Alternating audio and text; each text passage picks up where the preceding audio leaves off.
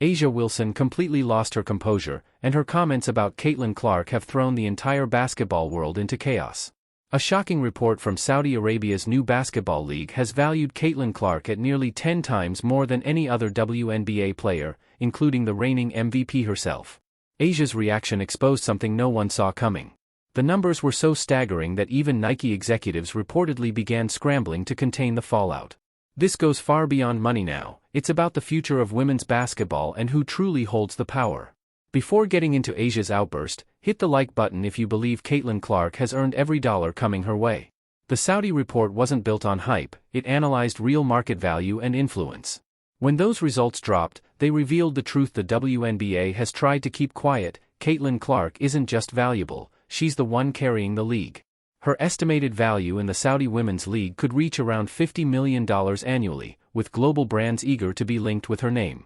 Meanwhile, A'ja Wilson, the three-time champion and current MVP, has seen her spotlight fade beside a rising star who's been in the league for under 2 seasons. But the real twist came after that.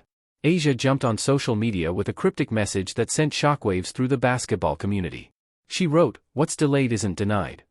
And even though A'ja didn't mention any names, everyone instantly knew who she was referring to. The timing couldn't have been worse, right after Nike announced a record-breaking $28 million deal with Caitlin Clark, the largest endorsement in women's basketball history. But after all that hype, everything went quiet. No signature shoe, no major ad campaigns, no commercials, just complete silence. And that silence started saying more than words ever could. Soon, conspiracy theories began to spread. Industry insiders whispered that Nike was afraid of public backlash if they gave a white sophomore her own signature line before A'ja Wilson, a proven champion and multi-time MVP. According to sources, Nike decided to delay Clark's shoe release until 2026 purely for optics. They didn't want to disrupt the established hierarchy of the WNBA, but in trying to keep everyone happy, they managed to disappoint everyone instead. A'ja's frustration became understandable when you consider her track record: years with Nike, multiple MVP awards, championship runs, yet no signature shoe until very recently. What shocked everyone next was the global reaction. European teams started circling, and the Saudi league came in strong, ready to put real money on the table, not just talk. Reports suggested offers ranging from $50 million to $100 million, and some sources even claimed the Saudis would go as high as $200 million for Caitlin Clark. The only question left was, would she actually take it? The real question now is whether the WNBA can even function without Caitlin Clark.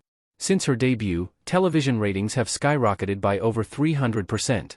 Her games consistently attract around 1.2 million viewers, while most others barely reach 200,000. She's directly responsible for nearly 26% of the league's entire economic growth and has helped push the WNBA toward a projected $1 billion in revenue by 2025. Then came the twist no one saw coming, a revelation that flipped the entire narrative. After months of rumors and silence, Nike finally announced A'ja Wilson's long-awaited signature shoe, the A1, scheduled to release in 2025. Fans exploded with excitement, calling it long overdue recognition for their MVP. But leaked internal documents soon revealed the truth. A'ja had known about the deal for 2 years, bound by a strict non-disclosure agreement.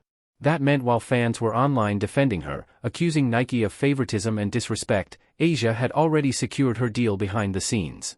The rivalry, the outrage, and the media drama, it was all built on speculation and unfortunate timing, not reality. But by then, the damage had been done. Caitlin Clark had already grown into something far greater than a basketball player. She wasn't just moving merchandise, she was transforming the sport itself. NBA arenas were selling out wherever she played. The Indiana Fever's franchise value soared from $90 million to $340 million in under 2 years. Her much-anticipated return game drew 2.8 million viewers on ABC, one of the highest-rated WNBA broadcasts in history, and it wasn't even a playoff game, just another regular season night. Clark's highlights were trending worldwide, translated into multiple languages and dominating every major social platform. Fans overseas were pleading for their local clubs to sign her during the off-season. She had officially become bigger than the sport itself, a global icon the WNBA could no longer contain, even if it tried. The real controversy began when people started comparing the actual influence of both players. A'ja Wilson might be the more complete, traditional basketball player with her rings and accolades, but Caitlin Clark had something far rarer: cultural power. It was like comparing Tim Duncan to Magic Johnson. One built a dynasty, the other reshaped the entire game.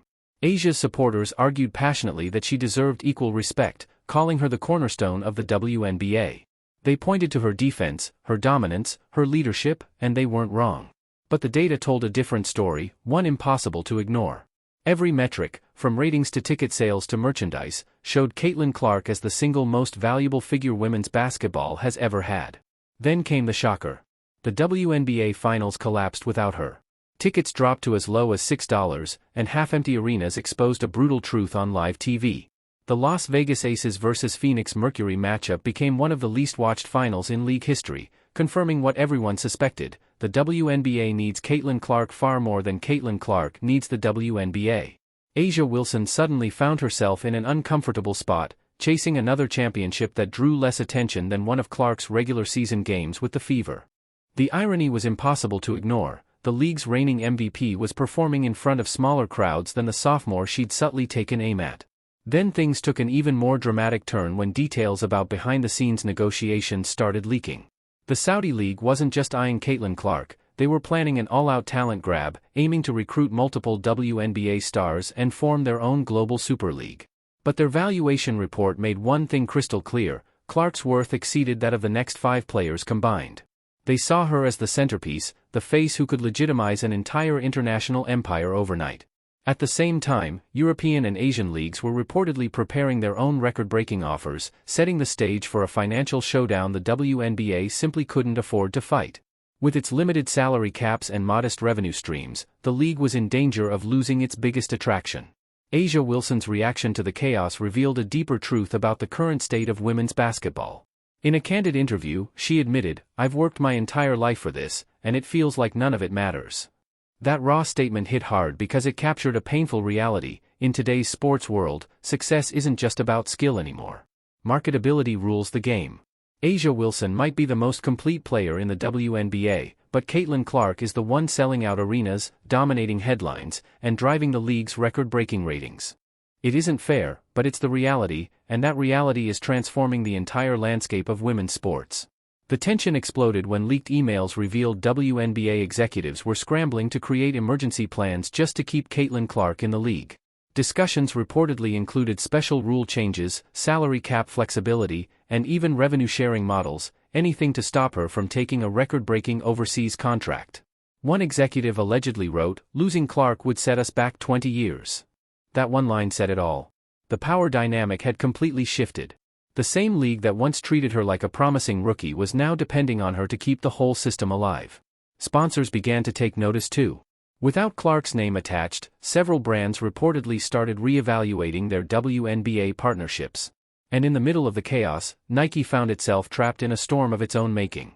Insiders claimed the company was so worried about public perception that it quietly brought in crisis management experts to manage Clark's shoe launch timeline. They were terrified of being accused of bias toward either Clark or Wilson, and in trying to please both sides, they pleased no one. A'ja Wilson felt overlooked even though her deal was already in place. Clark's fans felt Nike was holding her back for political reasons. And Nike itself ended up looking indecisive and unprepared for the new reality of women's sports, a world where social media outrage can ignite faster than any press release can control. But in all the noise and controversy, there's one critical truth everyone seems to be missing, and it's the part that could define the future of the game. This was never truly about A'ja versus Caitlin. It's about what happens when a sport finally discovers the superstar it's been chasing for decades. The WNBA had long searched for its own version of Michael Jordan, a player who could rise above the game and capture the attention of the entire world. They finally found that in Caitlin Clark. But instead of uniting around her success, parts of the league, including A'ja, have viewed her meteoric rise as a challenge to the old order. For many veterans, Clark's sudden fame feels like a shortcut, a spotlight they believe should have been shared with those who built the league from the ground up. But progress doesn't wait for approval, and Clark's influence, whether people love it or resent it, is rewriting the sport's entire narrative.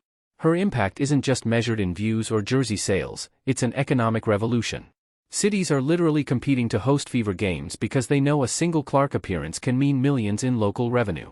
Restaurants, hotels, and small businesses see massive boosts whenever she's in town. Recent studies estimate that one Caitlin Clark game can generate between $3 to $5 million in local economic activity, numbers once thought impossible in women's basketball. A'ja Wilson, for all her dominance and leadership, doesn't create that same financial ripple. And that's not a knock on her, it's simply market reality. What's even more telling is how both stars are responding under the spotlight. Clark has chosen silence, letting her game speak louder than any controversy. A'ja, on the other hand, has grown more vocal about the lack of recognition she feels she deserves. For some, her words reflect justified frustration. For others, they reveal how dramatically the balance of power has shifted in women's basketball. Others, however, saw her comments as rooted in envy, frustration toward someone who achieved in 2 years what she couldn't in 7. The truth likely sits somewhere in the middle. A'ja has every reason to feel overlooked given her consistency and success, but Clark's magnetic connection with fans is something that simply can't be manufactured. Some athletes are great, others redefine greatness, and Clark falls in the latter category. The global angle makes this situation even more intriguing. The Saudi League's aggressive interest in women's basketball signals a major shift in how the world values the sport. They're not just recruiting talent, they're purchasing global influence and legitimacy. Signing Caitlin Clark would instantly elevate their league to international relevance. To them, $50 million isn't an expense, it's an investment in prestige and visibility. A'ja Wilson might embody championship excellence, but Clark represents a full-blown movement, and movements change everything. The WNBA now stands at a crossroads. They can either embrace Clark as the centerpiece of their growth and risk alienating long-standing stars like A'ja, or try to keep things balanced and risk losing their biggest attraction to global competition. There's no easy choice, only difficult consequences. As the debate continues, retired WNBA legends have begun weighing in, offering divided opinions. Some side with A'ja, praising her as the embodiment of dedication, discipline, and the foundation on which the league was built. Others believe Clark's arrival is exactly what women's basketball needed, a force capable of turning the sport into a mainstream phenomenon. Either way, one thing is certain, the WNBA will never look the same again. Others rallied behind Clark, arguing that if the goal is to elevate women's basketball, the league must embrace whoever can attract attention, regardless of how long they've been around. That's where the generational divide became clear. Younger players largely stood with Clark, while veterans sided with Wilson. This growing tension is quietly dividing locker rooms, creating a rivalry that helps no one. As the 2025 season unfolds, the situation keeps escalating. Clark's mid-season injury exposed a harsh truth: without her, the numbers fall apart. Attendance drops, ratings sink, and the excitement fades overnight. The Fever went from sold-out arenas to half-empty stands in a matter of weeks. Meanwhile, Asia's aces kept winning, but their victories drew far less attention. The difference couldn't be clearer: one player wins championships, the other wins the world's attention, and in professional sports, attention equals revenue. The Saudi League knows it too. Their patience is running out, and they're moving fast to launch their own Super League, with or without WNBA cooperation. Caitlin Clark is at the top of their wish list, and they're prepared to offer her contracts that would make her one of the highest-paid athletes in global sports. When you compare that to the WNBA's current max salary of roughly $250,000, the gap is staggering. The truth is simple: the WNBA can't compete financially unless it completely reinvents its business model. A'ja Wilson's legacy, though filled with trophies and accolades, faces a difficult reality. History always honors champions, but it immortalizes icons. Clark's impact has already transcended box scores and stat sheets. She isn't just winning games, she's redefining what women's basketball means to the world. But what happens if the league falls apart once Clark leaves for the massive international offers waiting for her? That's the harsh reality behind this entire situation. A'ja needs Clark to keep the WNBA relevant, even though Clark's meteoric rise continues to overshadow her own legacy. It's an impossible scenario, one that's pushing one of the league's greatest players toward public frustration and private uncertainty. There's no easy fix on the horizon. Nike will eventually roll out both signature shoes, but the trust and relationships damaged along the way can't be repaired overnight.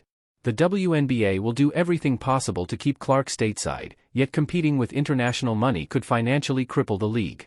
A'ja will likely keep winning titles, but she'll always wonder who's still watching. And Caitlin Clark?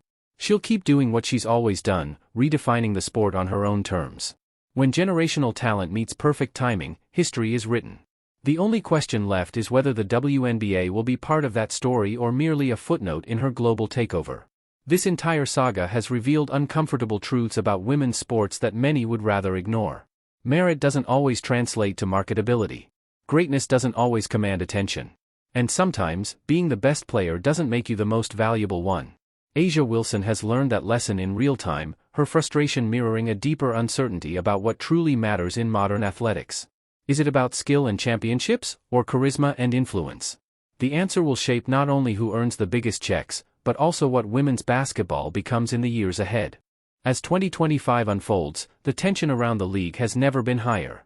Every shot, every interview, every tweet feels like a clue to what comes next in this ongoing saga. Can A'ja Wilson and Caitlin Clark find common ground and share the spotlight as dual faces of the WNBA? Or will the pull of international opportunities dismantle everything that's been built over decades? The outcome will define not just their careers, but the future of women's sports as a whole. One truth is undeniable: the era of the WNBA existing quietly in the background is gone for good. Caitlin Clark's rise changed that forever. And deep down, A'ja Wilson knows it, even if she'll never say it out loud.